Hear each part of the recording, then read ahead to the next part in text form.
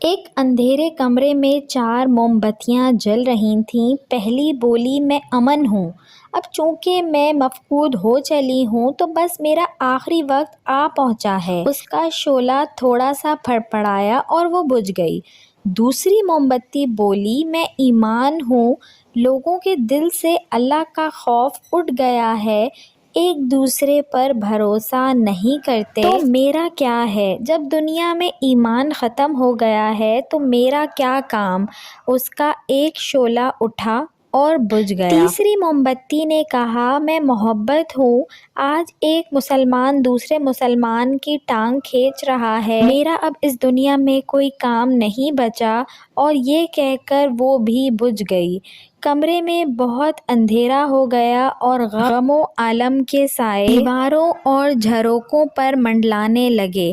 اتنے میں ایک معصوم بچہ کمرے میں داخل ہوا اور اندھیرا دیکھ کر سہم گیا۔ وہ جانے لگا تھا کہ آخری موم بتی بولی، رکو مت جاؤ، میں امید ہوں اور میں کبھی ختم نہیں ہو سکتی۔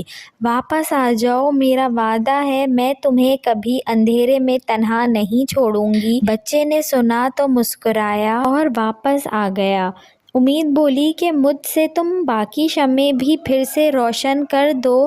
بچے نے اسے اٹھایا اور امن، ایمان اور محبت کی شمعیں پھر سے روشن کر دیں۔ زندگی میں سب کچھ لٹ جائے کوئی حرج نہیں، اس امید کو کبھی ختم نہ ہونے دینا۔